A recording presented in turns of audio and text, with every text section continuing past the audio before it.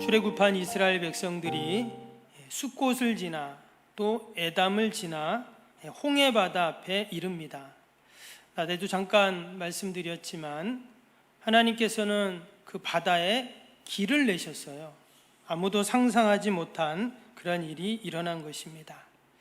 저럼 하나님은 인간이 생각하고 계획하고 상상하는 그 이상을 늘 뛰어넘으십니다. 우리는 하나님을 생각하고 하나님을 측량할 때 늘 내 수준으로 우리는 가늠할 때가 있어요. 그러나 성경을 읽어보면 하나님은 결코 우리의 생각의 수준에 머물지 않으십니다. 내 계획과 생각대로 일하지 않으신다는 거예요. 아무도 바다에 길이 날 거라고는 상상하지 못했습니다.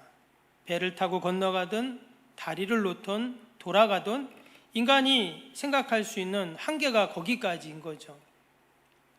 그런데 하나님께서는 인간의 지식, 경험, 지혜를 다 뛰어넘으셔서 이스라엘 백성들을 구원하셨는 줄로 믿습니다. 한 주간도 하나님은 하나님의 방법으로, 하나님의 지혜로 문제를 해결해 주십니다. 우리가 늘 그러한 소망과 믿음을 갖고 우리의 신앙의 힘과 그 믿음을 의지해서 우리가 살아야 할 줄로 믿습니다. 이렇게 해서 이스라엘 백성들이 기적을 경험을 했습니다. 홍해를 건너서 이제 본격적인 광야가 시작이 되죠. 그것을 이제 수르 광야다 이렇게 이야기를 합니다. 근데 오늘 말씀 보니까 22절에 사흘길을 걸었다고 그렇게 이제 나오게 되죠. 여러분, 광야에서 사흘길을 걸으면 어떤 일이 생길까요? 우리는 광야가 없기 때문에 걸을 일이 없잖아요. 근데 아마 낮에 해가 쨍쨍 뜰 때, 지금도 밖에 나가면 얼마나 해가 쨍쨍 뜹니까? 아마 운동장을 한 30분만 이렇게 돌아보면 어떨까 생각이 들어요. 아마 10분만 돌아도 너무 덥고, 아마 1시간 돈다 그러면 아마 기진맥진해질 겁니다. 제가 이렇게 보면 어르신들도 밭에 일하실 때 절대 뜨거울 때는 안 나가요. 새벽에 해 질 때 이제 이렇게 가서 일하십니다. 근데 좀 이스라엘 백성들은 사흘을 광야길을 걸었습니다. 그들이 원래 광야에 사는 베두인족들이 아니죠. 그들은 원래 애굽이라는 아주 좋은 땅에서 그들이 살았기 때문에 광야는 사실 그들이 잘 모릅니다. 그런데 지금 광야 사흘을 걸었기 때문에 지칠 대로 지쳐 있어요. 그런데 오늘 24절에 보니까 백성들이 이럽니다. 백성이 모세에게 원망하여 이르되 우리가 무엇을 마실까 하매 그랬어요. 물이 없는 것입니다. 그 더운 광야에서 사흘을 왔는데 물이 없다는 것이죠. 지금 이스라엘 백성들은 탈진한 상태입니다. 그럼에도 불구하고 지금 사흘을 올 수 있었던 이유는 뭐였냐? 홍해 바다를 건넌 것 때문이에요. 기적을 경험했잖아요. 하나님이 살아계시는구나라는 것을 경험했습니다. 여러분, 우리가 아무리 힘들어도요, 아무리 광야를 사흘 길을 걸어도 하나님을 경험한 사람은요 감당합니다. 하나님이 살아계신데, 하나님이 우리를 좋은 데로 인도하실 거야, 분명히 우리를 물 있는 곳으로 인도하실 거야, 조금만 참자. 야, 아까 바다 갈라지는 거 봤잖아, 어제 그제. 야, 하나님이 어떻게 하실지 몰라. 이렇게 하면서 서로를 위로하면서 지금 이스라엘 백성들이 그 광야를 물도 없는데 사흘을 걸은 것입니다. 그런데 이제 맨 앞에서 지금 몇백만 명이 가니까요, 맨 앞에 있는 사람들이 갑자기 물이다 이렇게 소리를 친 거예요. 그들이 지금 마라라는 곳에 왔습니다. 그래서 거기서 운물을 발견을 한 거예요. 아마 먼저 도착한 사람들이 아마 벌컥벌컥 그 운물을 퍼서 물을 마셨을 것입니다. 근데 마신 후에 좀 있다가 사람들이 다 토해냅니다. 보니까 그 물은 먹을 수 없는 쓴물이었기 때문입니다. 실제로 지금도 이 마라라는 지역이 있고요, 거기에 보면 운물이 있습니다. 그런데 그 운물은 당시, 지금도 그렇지만 이 사해에 있는 지하수가 글로 유입이 돼서 이 물이 쓴 정도가 아니라 잘못 먹으면 죽는 그런 수준의 물입니다. 우리가 바다 염분을 그는 퍼센트로 안 하고 또 다른 퍼밀이라는 단위로 이제 계산을 하던데, 바다에 35%의 퍼밀의 염분이 있다고 합니다. 그런데 지금 이 사해는 무려 300에서 400%의 퍼밀이 그 사해 바닷물에 있다는 거예요. 근데 그런 물이 지하수로 유입이 되니까 당연히 그 음물은 마실 수가 없는 거예요. 짠 거를 넘어서 너무 쓴 그런 물입니다. 그래서 백성들이 그 물을 마시자마자 하는 말이 24절 말씀처럼 모세를 원망하기 시작합니다. 그리고는 우리가 무엇을 마실 수 있는가 이렇게 낙심을 하고 있는 것이죠. 근데 사실 물 때문에 이런 것은 아닙니다. 사실 그들에게 이런 낙심과 원망과 절망은요, 이 마라라는 곳은요, 그들의 희망이 꺾인 고통이 그들에게 주어졌기 때문입니다. 우리가 뭔가를 희망하고 또 우리가 바랬을 때 아예 처음부터 아무것도 없으면 그런 생각 안 하는데, 뭔가를 바라는 게 꺾이고 없어질 때 더 큰 고통이 찾아오죠. 더 큰 낙심이 찾아오는 법입니다. 지금 3일 동안 물을 찾았는데 그 물이 지금 짠물이 아니라 쓴물, 죽는 마라의 물이었다라는 것입니다. 당연히 백성들은 원망하고 이처럼 불평하고 낙심할 수가 있습니다. 근데 오늘 말씀해 보니까 25절에 하나님이 어떻게 해주셨습니까? 하나님이 모세를 부르십니다. 그리고는 여호와께서 모세에게 말씀하시죠. 여호와께서 그에게 한 나무를 가르치니 그가 물에 던지니 물이 달게 되었더라. 거기서 여호와께서 그들을 위하여 법도와 율례를 정하시고 그들을 시험하실세. 여기 보니까 하나님이 모세에게 나무를 하나 가르치고는 그 물에다 던지게 하셨습니다. 그랬더니 물이 달게 되었어요. 참 희한하죠. 도무지 이해할 수 없는 그런 지금 일이 일어난 것입니다. 서두에도 말씀드린 것처럼 홍해를 어떻게 건넜습니까? 이성적으로, 경험적으로, 인간의 지식으로 건너지 않았다 했죠. 하나님의 방법은 늘 이처럼 독특합니다. 하나님의 방법이 있어요. 지금 이 쓴물을 하나님이 단물로 바꿔주셨는데 이것도 마찬가지예요. 말씀 한마디로 천지를 창조하시는 하나님께서 그냥 물을 단물이 되라 말씀할 수 있잖아요. 그런데 지금 모세에게 나무를 가리키게 하고 그 나뭇가지를 던지게 하셨다. 지금 이렇게 나온 겁니다. 그래서 우리는 사실 이 나무가 뭐냐 여기에 관심이 많아요. 이게 도대체 왜 이렇게 하셨나. 근데 이거를 보기 전에 먼저 말씀을 잘 보면 그 앞에 어떤 말씀이 나와요? 모세가 여호와께 부르짖었더니, 모세가 먼저 하나님께 기도를 했다는 거예요. 모세가 하나님께 부르짖고 기도했더니 하나님께서 나무를 보여주시고 가르쳐주시고 또 그 나무를 던지라 말씀하시고 또 쓴물이 단물이 되는 이런 일들이 이제 계속 일어난 거죠. 근데 가장 먼저가 뭐였다고요? 모세가 부르짖어 기도했다라는 것입니다. 그래서 모든 사람이 절망하고 불평해도 여러분 나은 사람이 기도하면 됩니다. 가정의 모든 사람이 불평해도 내가 기도하면 그 가정은 소망이 있는 거예요. 회사의 모든 사람이 낙심해도 내가 기도하면 그 회사는 다시 살아날 수 있고, 교회 모든 성도들이 기도하지 않아도 내가 기도의 자리를 지키면 결국은 그 교회는 소망이 있는 줄로 믿습니다. 존 낙스 한 사람이 스코틀랜드를 위해서 기도했을 때 하나님이 그 민족을 살려주셨다고 했어요. 여러분, 기도하는 한 사람이 한 민족보다 강한 줄로 믿습니다. 결국 모세가 기도했더니 쓴물이 단물이 된 거예요. 뭔 나무를 던졌고 뭐를 했고 그거는 둘째 문제이고, 결국 기도하니까 쓴물이 단물이 됐어요. 여러분, 혹시 내 인생 가운데 지금 뭔가 쓴 물이 있다면 여러분 꼭 함께 기도할 수 있기를 축복합니다. 반드시 하나님이 그 쓴물 인생을 단물 인생으로 여러분 바꿔 주실 줄로 믿습니다.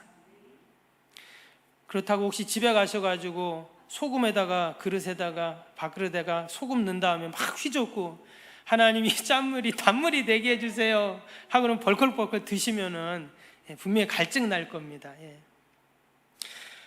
중요한 것은 하나님이 지금 모세가 기도했지만 왜 이 쓴물을 단물로 바꿔주셨는가, 이게 중요합니다. 왜 하나님이 쓴물을 단물로 바꿔주셨는가? 처음부터 그냥 쓴물이 아니라 단물을 주실 수 있잖아요. 지금 3일을 하나님의 택한 백성들이 물을 못 먹었는데, 단 30분도 있기가 힘든 그 광야에서 3일을 지금 제대로 물도 못 먹고 그랬는데 왜 하나님이 쓴물을 줬다, 단물로 바꿨다, 왜 이렇게 하시나? 처음부터 그냥 단물 주면 아무 문제가 없잖아요. 오늘 말씀해 보니까 하나님이 그 나무를 지금 던지라 이렇게 지금 말씀을 하셨습니다. 뭐 어떤 성경을 보면 나무 가지를 던져라 이런 말씀도 나오는데, 학자들은 이 나무가 과연 무엇인가, 나무는 바로 예수 그리스도의 십자가를 의미한다고 그렇게들 해석을 합니다. 불평과 또 절망의 그 쓴물을 달게 만드는 것은 무엇인가? 바로 마라의 나무이다. 고통을 주는 쓴물을 달게 하는 나무, 바로 예수 그리스도의 그 십자가다라는 것입니다. 여러분, 예수님이 우리를 찾아오셨어요. 그래서 쓴물 같은 인생, 주님 우리를 만나주시고 우리 인생에 오셔서 단물의 인생으로 분명히 바꿔주셨는 줄로 믿습니다. 여러분, 삭개오 보세요. 삭개오는 돈도 많고 정말 누구보다 열심히 그 돈 걷는 일에 열심을 다해서 세리장이라는 직책까지 그가 올라갔습니다. 그러나 실제로 삭개오의 삶은 쓴물 인생이었습니다. 사람들은 그를 다 죄인이라고, 이름도 안 부릅니다. 죄인이라고 불렀어요. 아무도 그의 친구가 되어주지 않고 그와 밥을 먹지 않습니다.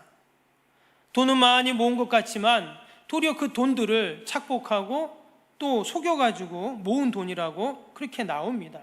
근데 그런 삭개오가 누굴 만나요? 예수님을 만났잖아요. 아니, 예수님이 그의 인생에 찾아오셨어요. 그랬더니 그 쓴물 인생이 아브라함의 자손이 되는 단물 인생으로 바뀌었습니다. 사마리아 우물가 여인도 마찬가지입니다. 이 여인은 어떠한 연유인지는 성경에 나오지 않지만 남편이 5번이나 바뀌었고 지금 6번째 남편도 진짜 남편이 아니라고 성경에 나옵니다. 이 여인은 참으로 기구한 인생을 살았던 여인이다라는 것입니다. 당연히 사람들을 만나기도 싫고 모든 게 다 귀찮고 아마 대인 기피증에 있는 그런 사람이었을 겁니다. 그래서 낮은 우물에 물을 기르러 갔다가 예수님이 또 그때도 이 여인을 찾아가 만나 주십니다. 예수님이 굳이 사마리아에 가실 이유가 없는데, 유대인들은 원래 사마리아에 가지 않는데 예수님이 가셨어요. 그래서 그 사마리아 여인을 만나 주시죠. 그리고는 영원히 목마르지 않는 샘물을, 그 쓴물의 인생을 싹 샘물의 인생으로 바꿔주신 것입니다. 오늘 이스라엘 백성들을 인도하고 있는 모세도 마찬가지입니다. 지난 그의 인생을 돌아보면 마치 쓰디쓴 마라와 같은 광야 같은 삶을 그는 살아왔습니다. 살인자로 도망가고 40년을 또 광야에서 그는 도망자로 살게 되었습니다. 그런 그를 하나님이 80대였을 때 그를 찾아오시죠. 그를 만나 주십니다. 그래서 그를 쓴물 인생에서 또한 그를 단물 인생으로 바꿔주셨어요. 하나님께서는 이렇게 늘 우리의 인생을 여러분 단물 인생으로 바꿔주시는 줄로 믿습니다.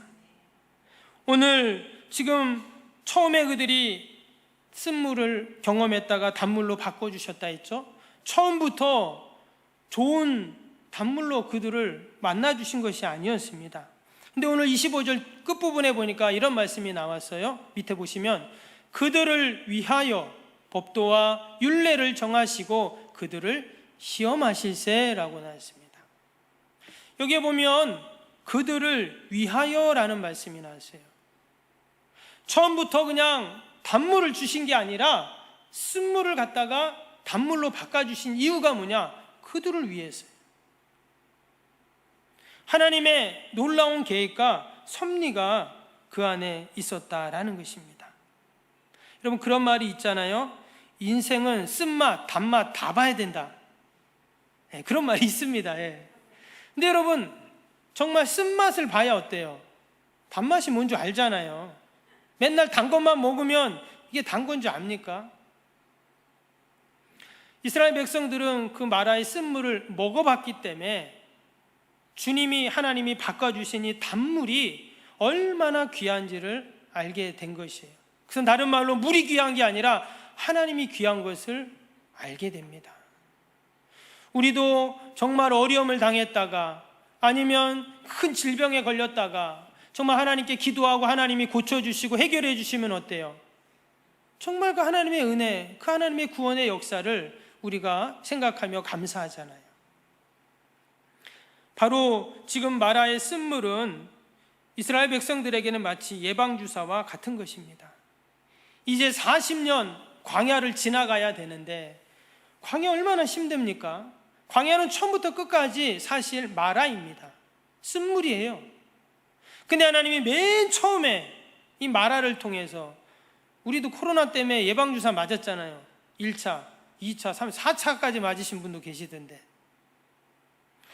여러분 예방주사 맞는 이유가 코로나 좀 잘 지나가고 이기려고 맞는데 예방주사 맞고 정말 힘든 분들이 얼마나 많았어요. 그렇죠? 그런데 결국 예방주사 맞으면 여러분 무사히 또는 쉽게 코로나가 지나가는 것이죠.